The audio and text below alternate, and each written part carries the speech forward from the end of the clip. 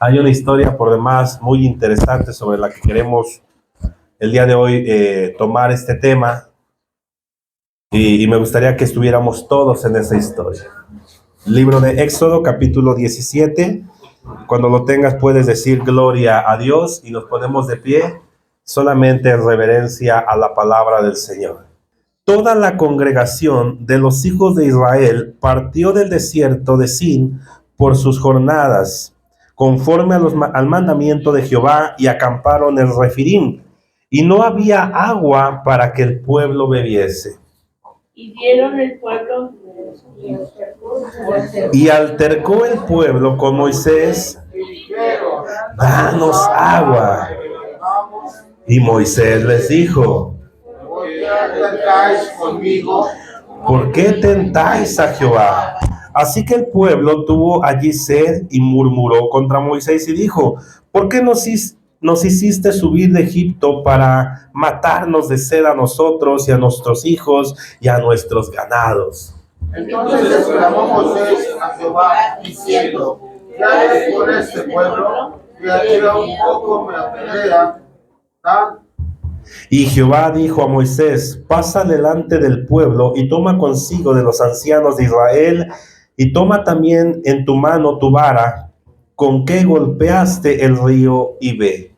Yo estaré delante de ti sobre la peña en Horeb, golpeará la peña Y saldrá. agua, y beberá el pueblo. Y Moisés hizo así en presencia de los ancianos de Israel. Y llamó, todos juntos, y llamó el nombre de aquel lugar Masá y Meriba, por la rencilla de los hijos de Israel, y porque tentaron a Jehová diciendo: ¿está pues Jehová entre nosotros o no? ¡Ay, qué fuerte, hermano! Cierra tus ojos y vamos a orar a Dios. Padre, en el nombre de Jesús de Nazaret, vengo delante de ti, Señor, para darte gracias por esta oportunidad que nos das de estar en tu casa. Gracias por mis hermanos, por mis hermanas, por todos los que hoy pudieron asistir, Señor. Alabamos tu nombre y exaltamos tu presencia.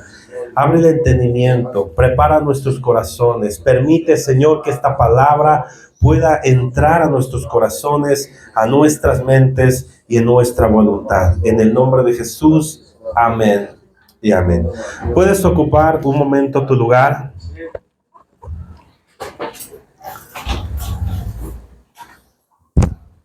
Yo quisiera, hermano, preguntarte algo. ¿Por qué creemos en Dios? ¿Por qué creemos lo que creemos? ¿Cuál es el motivo por el cual tú y yo estamos en este lugar? Hace una semana estuve con un hermano, con una persona que no conoce de Dios, pero es familiar de uno de los hermanos de mi cuñado. Y me decían, dentro del tiempo del trabajo, me decía uno de mis hermanos, uno de sus hermanos, le decía, se acercaba y me decía: predícale. Le digo: ¿cómo le voy a predicar si estoy trabajando? No, predícale, él sí necesita de Dios. Y lo volteé a ver y me iba así diciendo: ¿él? O sea que tú no necesitas, nada más él necesita. Y dice: no, dice, yo como que ya estoy motivado, dice, solamente me falta querer. Dije: bueno, ya como quiera, ya está motivado. Total que me dice mi cuñado, que fue el que nos llevó: acércate, predícale. Le digo: pues si estoy trabajando. No, tú predícale, haz lo tuyo. Bueno, pues si me pagan por predicarle, pues yo vengo, ¿no? Alabado sea el Señor. Total que me acerco con él a un lado y le digo: ¿por qué me dicen que te predique? ¿En qué crees tú? Y ya de ahí me abordé, ¿no? Digo: ¿por qué crees? ¿Qué crees tú? Y dice: pues yo soy católico, pero la verdad es que no voy a misa. Tiene mucho tiempo que no me acerco a las costumbres de la Iglesia Católica. Y yo le hice la pregunta: entonces, ¿por qué crees lo que crees? ¿Cuál es el motivo o la razón de lo que tú crees creer? ¿Por qué? Porque muchas de las veces nosotros creemos, hermano, hay muchas formas de creer. Y a veces nosotros creemos solamente porque se nos ha enseñado o se nos ha inculcado.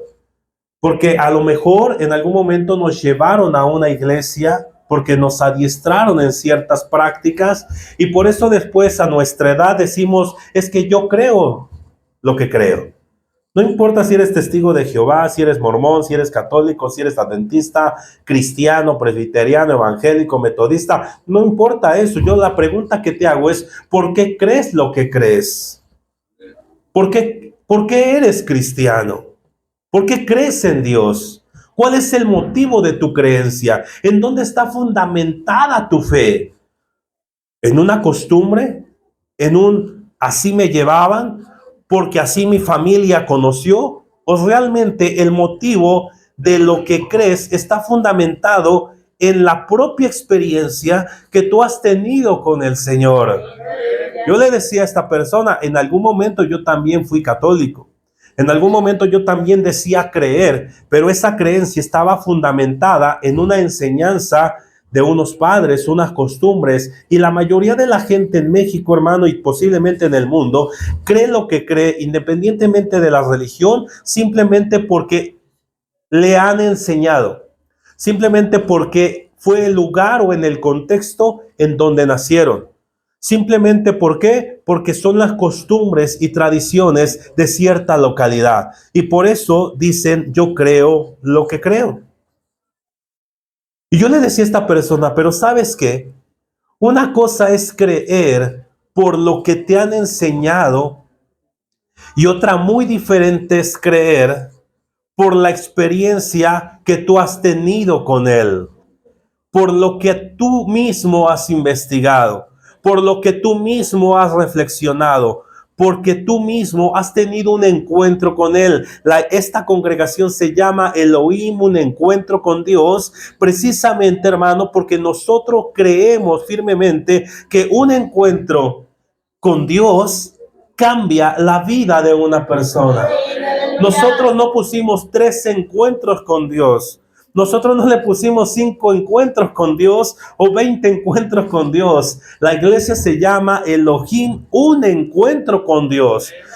Elohim significa el creador, el Dios creador. Habla de la pluralidad del Padre, del Hijo y del Espíritu Santo en una sola esencia, que es el Dios todopoderoso en el que tú y yo creemos, hermano. Y después dice, un encuentro, solo uno, no más. Solo uno, pero di conmigo, real.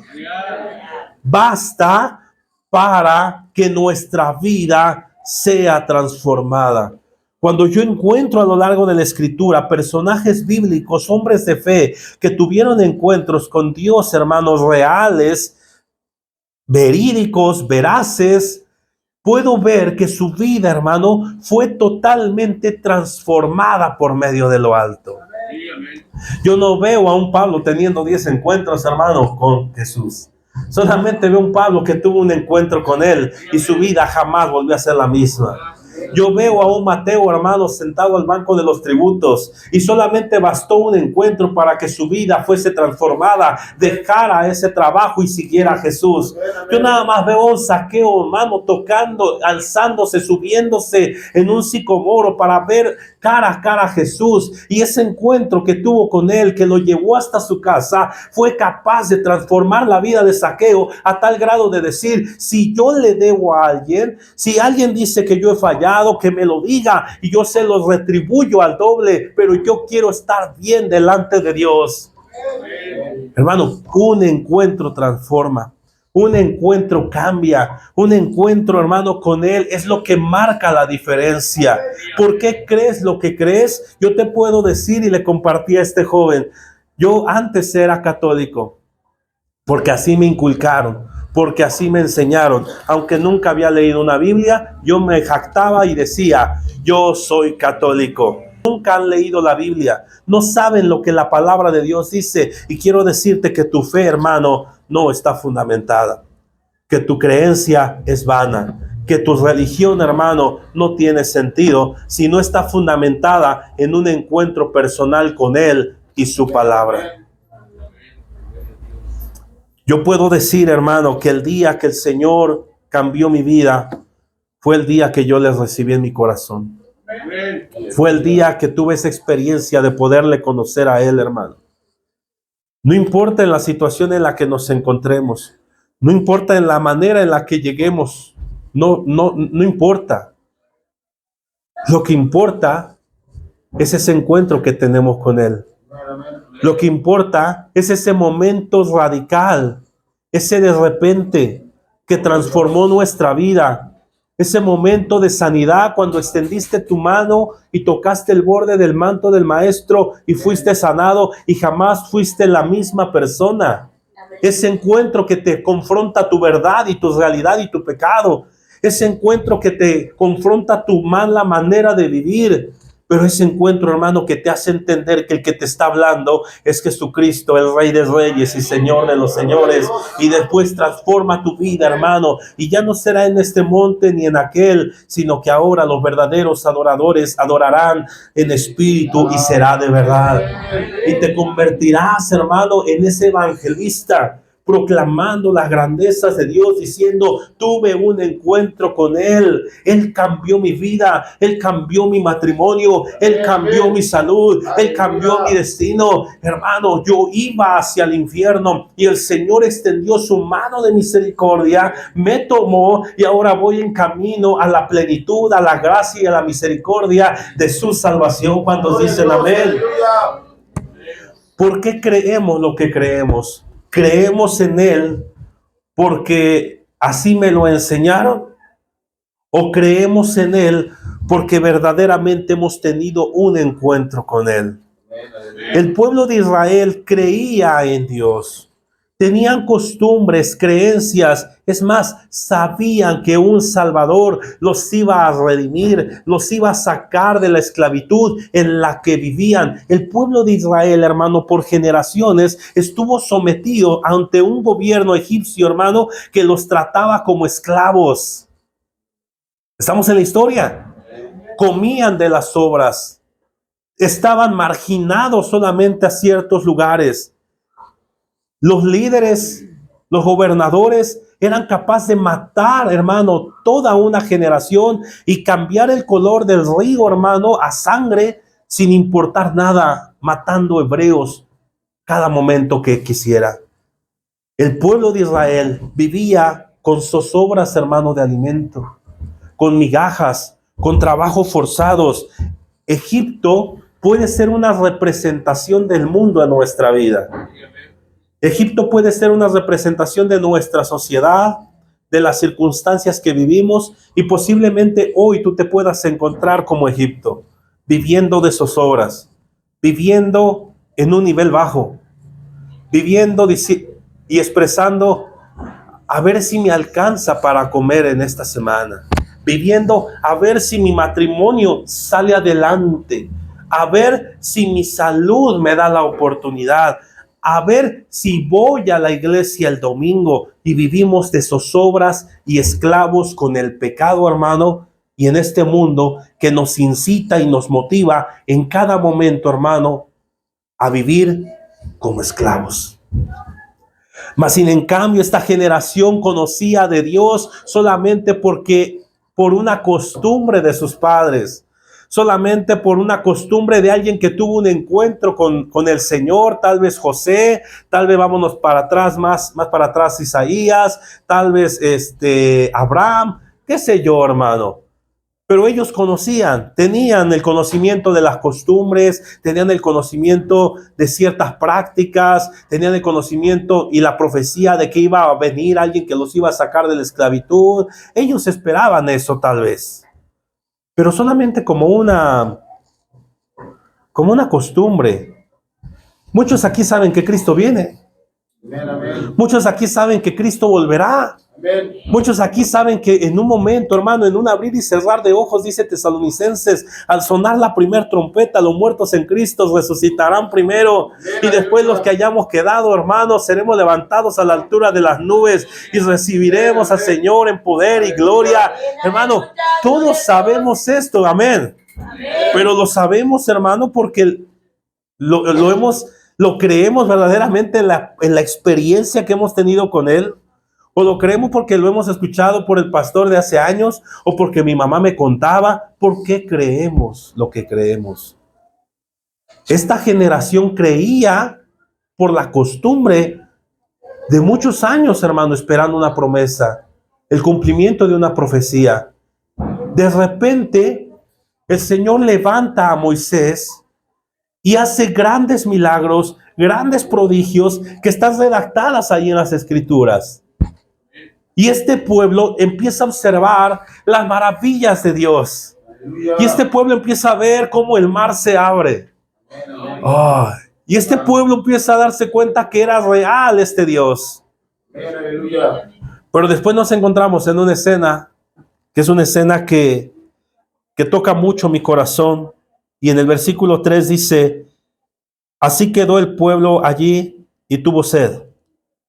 Y murmuró contra Moisés y dijo: ¿por qué? Esta palabra, hermano, ¿por qué? Esta palabra es una palabra de reproche. Hay formas de preguntar, hay actitudes para preguntar. Un por qué puede ser loable cuando se tiene el corazón de querer aprender, de querer saber, de querer comprender las cosas. Pero se convierte malintencionado cuando se convierte en un porqué de reproche, en un porqué de juicio, en un porqué de condenación, en un porqué de coraje, en un porqué de enojo, en un porqué. El pueblo de Israel pasó un momento difícil en el desierto. El pueblo de Israel era necesario que sus costumbres, que tuviesen una limpieza porque habían salido de la esclavitud, del pecado, pero también de costumbres paganas. También de costumbres que no agradaban al Señor, y tuvieron que pasar un tiempo del desierto como cada uno de nosotros cuando llegamos a Jesús y decimos al familiar: ya no tomo, ya no fumo, ya no digo groserías, no puedo celebrar el 12 de diciembre, el día de la Guadalajulana, no puedo tener idolatría, no puedo vestirme así, no puedo bailar, no puedo, pero no es un no puedo porque no puedas, sí, puedes hacerlo, sino que yo sé que no le agrada a Dios, y aparte de que no le agrada, no me edifica. Si estamos aquí, todos pasamos un desierto de que no nos miran bien, de que la gente nos juzga, de que los familiares se alejan, pero es necesario ese proceso para que nuestra vida sea santificada. Tú sabes de Jesús, pero uno, ¿en qué está fundamentada tu fe? Número 2, quiero decirte que es necesario que después de que tú creas lo que crees, pases por este desierto, donde tienes que ser santificado, hermano. Santificado. Donde posiblemente haya momentos no tan agradables. ¿Por qué? Decía una frase que ayer estuvimos platicando con un hermano, que a veces Dios pone las personas adecuadas a nuestro alrededor para pulirnos, para trabajarnos, hermano. Y a veces nosotros le echamos la culpa al otro y decimos: es que él no cambia, es que el hermano, es que mi esposo, es que mis hijos. No, Dios te puso la persona adecuada en tu camino, hermano. Es que el pastor también te lo puso en el camino. El líder también te lo puso en el camino. ¿Sabes por qué? Porque la escritura dice: hierro con hierro se aguzan. La palabra aguzar significa se sacan filo, pero golpeándose. Pero para que esto suceda, los dos materiales tienen que ser igual. ¿Estamos aquí o no estamos aquí? Para que suceda, hermano, que se aguce el hierro, tiene que ser con otro material que sea del mismo calibre, de la misma fuerza, de la misma calaña. Ay, a su nombre. ¿Por qué mi esposo es así? Eres igual. Hermano, si yo quiero aguzar mi cuchillo o mi piedra con una esponja, pues la piedra va a terminar rompiendo la esponja. No se edifica, no se construye. Pero cuando el Señor permite que la persona que está a nuestro lado sea dura, es porque nosotros somos igual. Porque no solo es Él, soy yo también. ¿Estamos aquí o no estamos aquí? Es necesario pasar tiempos de desierto para que nuestra vida sea santificada. El pueblo de Israel por un momento tuvo sed, tuvo necesidad, pasó una circunstancia como tal vez hoy tú le estés pasando y empezó a hacer las preguntas. Y el último versículo dice una pregunta o hace una pregunta que a veces nosotros hemos hecho en muchas ocasiones. ¿Está pues Jehová entre nosotros o no? Lean con calma. La actitud es de enojo. La actitud es de molestia. La actitud, hermano, es ¿por qué? Pero de reproche. Yo quiero preguntarte, ¿alguna vez te has enojado con Dios? ¿Alguna vez te has enojado con Él? ¿Alguna vez le has dicho un porqué de reproche?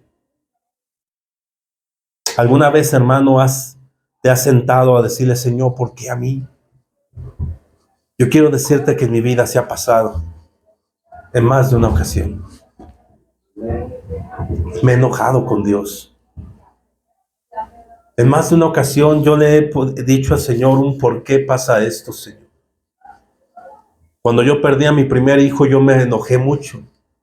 Y le dije al Señor, ¿por qué? Pero no era un porqué de quiero saber qué pasó. Era un porqué eres tan malo conmigo. Justificando si yo soy tan buena persona. Si yo ya te busco. ¿Por qué, Señor? Y yo me acuerdo que estando a la afuera del hospital pude ver a mi esposa de entrar porque salió a decirme me van a hacer un legrado. Ya había 6, 7 meses, no me acuerdo bien. Y yo pude ver cómo entró sola al hospital. Yo me quedé afuera y el Señor, hermano, me acuerdo muy bien que habló a mi vida y me dijo, alábame, adórame, cántame. Y yo le dije, Señor, ¿por qué? ¿Por qué? Me hice esta pregunta, ¿estás conmigo o estás contra de mí? ¿Estás aquí o no estás aquí? ¿Por qué estoy pasando lo que hoy estoy pasando? ¿Por qué estoy sufriendo lo que hoy estoy sufriendo? Mi pregunta no era para saber su voluntad. Mi pregunta era de reproche, de molestia y de coraje, porque yo quería que las cosas salieran a como yo me lo imaginaba, a como yo creía, a como yo quisiera. Hermano, ¿te has enojado con Dios? ¿Te has enojado con Él? Un día yo me enojé con mi papá mucho, hermano. De muchas de las ocasiones hay un día que no se me equivoca. Un día que yo me enojé mucho con mi papá. Yo les compartía que tuve el deseo de comprarme un coche. Dije, estoy joven, tengo trabajo, gano bien. Vámonos a la agencia y saquémonos un coche de agencia. En ese tiempo, pues dentro de mis posibilidades era un Corsa 2012. Algo así. Estamos hablando de eso, no sé. Pero me faltaba un aval. Lógico, te piden un aval. Faltaba solo la firma de mi papá. Y yo dije, ay, mi papá pues me va a decir que sí. Conozco a mi papá. Es mi papá. Mi papá me ama. ¿Verdad, pa? Nunca llegó ese coche de control remoto. 2025, hermano. No llegó. Pero mi papá me ama. Lo tengo que decir, sale del sistema. 2025, pa.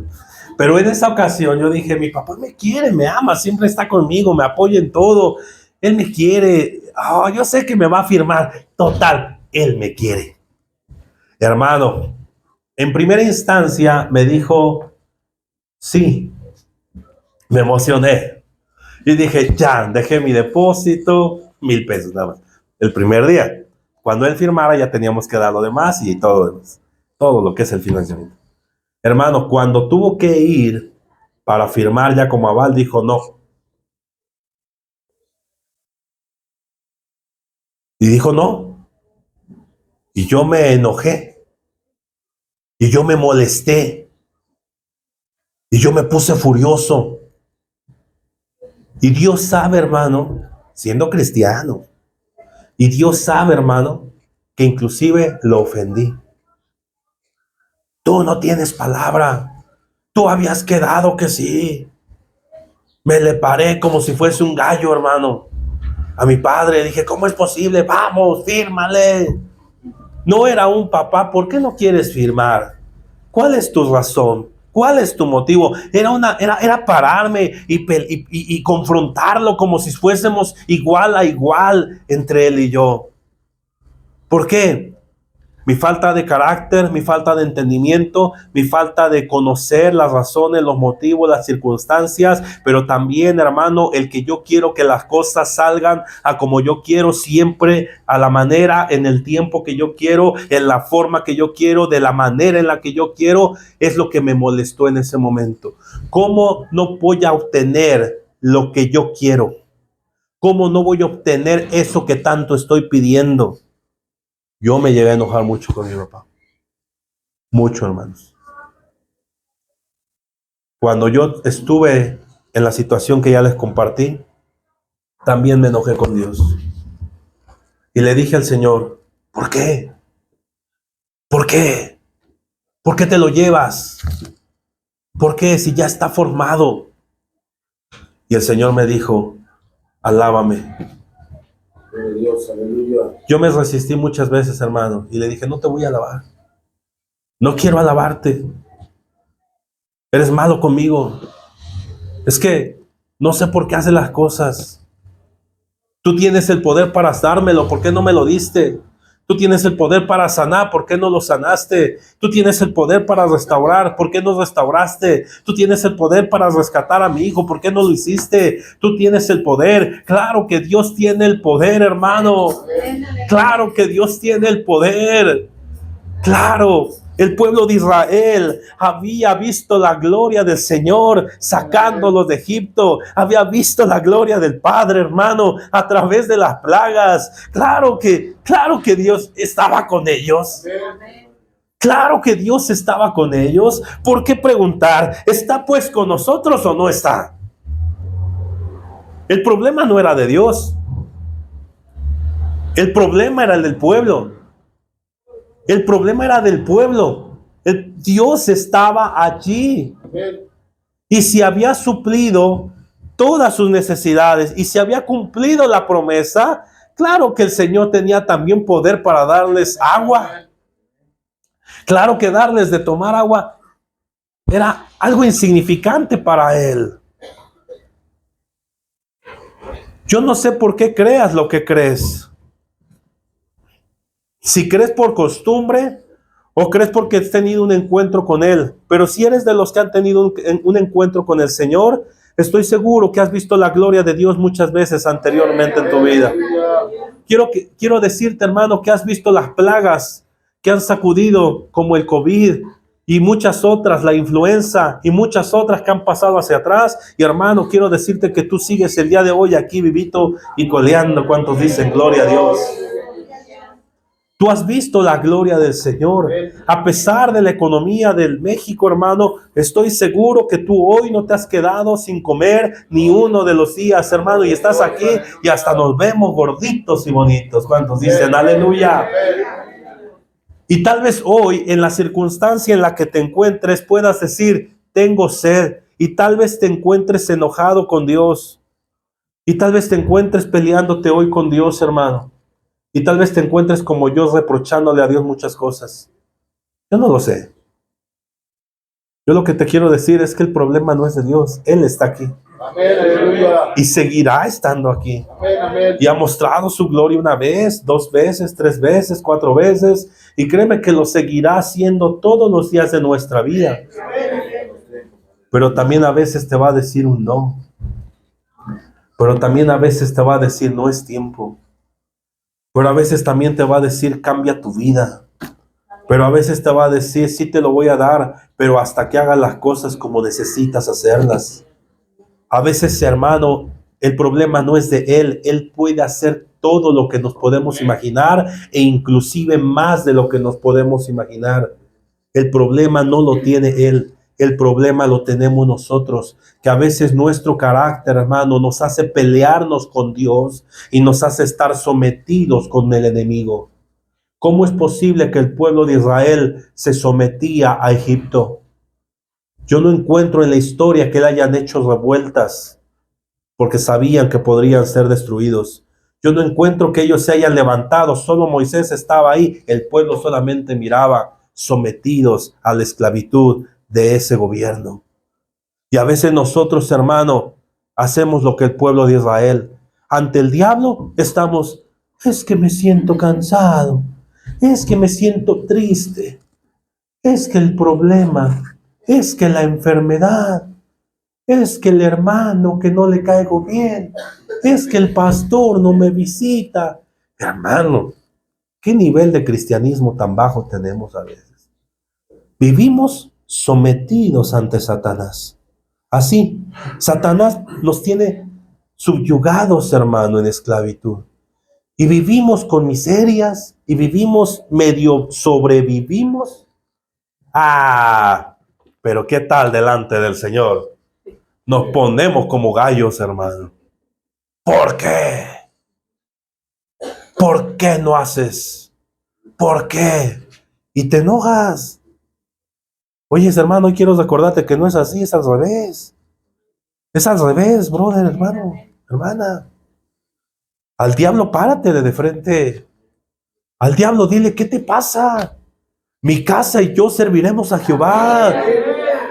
Al diablo, hermano, páratele de frente con la armadura del Señor, con toda la armadura de la fe. Toma el yelmo, la espada, el escudo, el apresto, la coraza, el cinturón, los zapatos, hermano. Párate de frente y dile, Satanás, no tienes lugar en mi vida. Mi casa es casa de Dios. Mi casa es familia de Dios. Somos hijos de Dios, nación santa, pueblo elegido por Él. Ay. Al diablo, hermano, páratele de frente y dile, aquí no vas a entrar. No la suegra, hermano. El enemigo. A la suegra déjala entrar. Es al diablo. Páratele de frente. No son tus hijos, sino a la música pagana, hermano, de Slipknot y del Tri. Y ya no sé de oye, hermano. Ahí ustedes me ayudan. Si saben ustedes ahí, pónganles nombre. No, es decirle al hijo, cálmate. Este hogar está santificado para Dios. Es decirle a Netflix, cálmate. En esta casa solamente se ven películas cristianas, películas que edifiquen, películas que verdaderamente construyan. Este lugar le pertenece al Señor. Todo lo que está aquí, yo soy administrador y tengo que cuidar las cosas que Dios me ha dado y a su nombre. ¡Gloria! Al diablo páratele de frente. Al diablo párate orgulloso de que eres hijo de Dios. Con el diablo párate, hermano, míralo de frente. ¡Amén! Al enemigo ponte y dile, no tienes lugar, mentiroso. Es que va a pasar esto, mentiroso. No tienes lugar en mi vida, tu esposo no se va a convertir, mentiroso. Mi esposo es comprado por la sangre de Cristo. Mi esposo es para Cristo. Tengo promesa del Padre de que si me esfuerzo, de que si oro, si que intercedo, si doy testimonio, yo sé que Él te va a conocer. Hermano, póntele de frente, párate con orgullo, pero un orgullo, hermano, de saber que somos verdaderos hijos del Señor. Pero ojo aquí, hermano, delante del Señor, sométete, sometámonos delante del Señor. Hay que tratar de entender que la voluntad de Dios es agradable y es perfecta. Que la voluntad de Dios, hermano, va más allá de lo que nosotros podemos imaginar. Porque nuestros pensamientos, dice, porque tus pensamientos, Señor, son más altos que nuestros pensamientos. Y tus caminos son mucho más que nuestros caminos. Tratar de entender a Dios por qué hace las cosas, nos vamos a volver locos. Tratar de entender por qué el Señor nos pasa por procesos, nos va a volver locos. ¿Te enojas? Hermano, yo también me he enojado. La palabra que yo entendí después de muchos años fue que ese no de mi papá me bendijo como no tienes idea. Porque lo que yo no sabía, lo que yo no comprendía y que Dios lo tenía en mente, es que me iba a enfermar. Iba a dejar a mi familia con una gran droga. Eso yo no lo sabía. Y que ese no de mi padre en el momento exacto me libró de muchas consecuencias, de mucha tortura emocional, de muchos gastos. Tal vez no sabemos por qué Dios hace las cosas. Tal vez no sabemos si es un espérate, hoy es un no, o hay cosas que todavía tienes que cambiar. Lo que hoy te digo también es, ¿te has enojado con Él? Yo creo que todos nos hemos enojado con Él, pero no debería de ser lo correcto. El Señor va más allá de lo que nosotros podemos imaginar. El Señor sabe más allá de lo que pasa, de lo que sucede y de lo que va a venir. Nos toca entonces someternos, hermano, a su bendita voluntad. Que todavía, yo te pregunto, hermano, todavía te encuentras el día de hoy diciendo, ¿estará Jehová entre nosotros o no? Realmente sí existirá. Cuando hemos visto tantas veces la gloria del Señor en nosotros, hoy deberíamos reconocer totalmente de que sí está con nosotros. Amén, aleluya. Solo que Él no trabaja como yo quiero que Él trabaje. Solo que yo no entiendo a veces los planes de Dios. Pero sí puedo decirle, aunque no entienda lo que sucede, aunque no comprenda lo que pase, una cosa estoy seguro, tú tienes el control. Amén. El Señor tiene el control de tu vida. Si tú lees la historia, el Señor se sigue glorificando una vez más y una vez más. Y lo seguirá, todos los días lo seguirá haciendo en nosotros, hermano. De Él no es el problema. Somos nosotros los que necesitamos someternos a la soberanía del Señor. Somos nosotros los que necesitamos, hermano, abandonarnos en sus manos y saber que Él tiene lo mejor para nosotros. Termino diciéndote esto. Si tú como yo te has enojado con Dios en más de una ocasión, por falta de carácter, por falta de entendimiento, por falta de sumisión a su voluntad, quiero decirte que también hubo uno que fue considerado perfecto, recto, íntegro, y fue Job.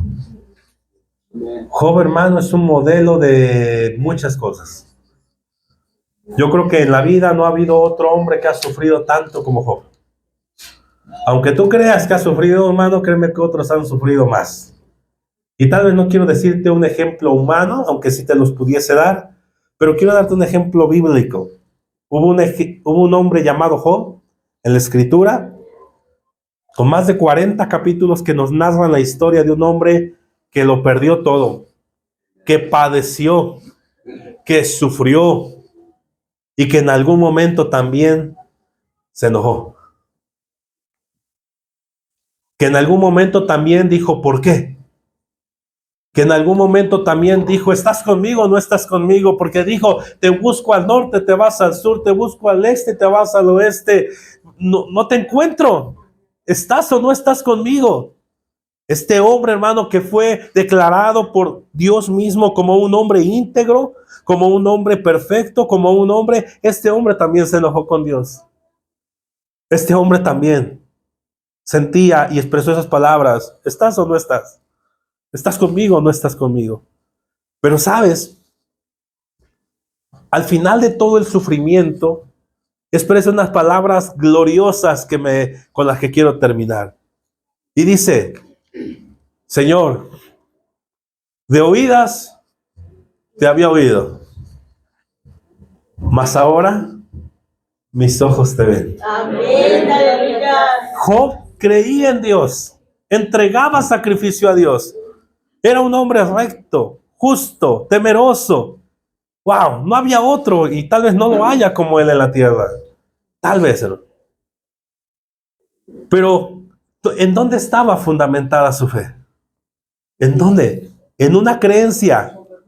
Este es el punto. Que estaba fundamentada su creencia, su comportamiento en creencias, en tradiciones.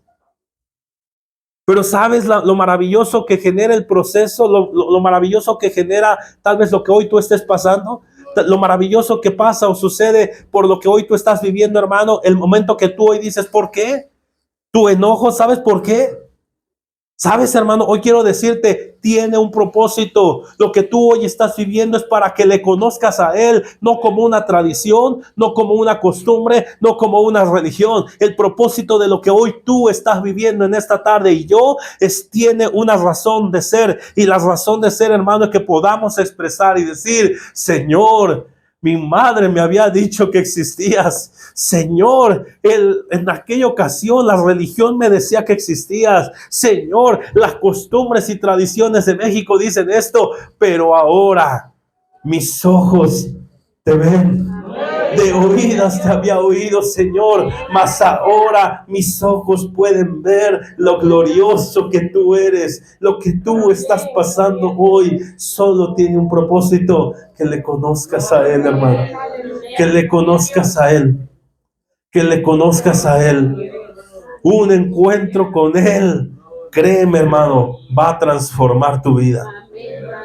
Un encuentro con Él, hermano, va a transformar tu matrimonio. Un encuentro con Él va a transformar tu ministerio, tu familia, tus hijos. Un encuentro con Él, hermano, es lo que hace la diferencia. Si te has enojado, hay un motivo. Si te has hecho las preguntas, hay un motivo.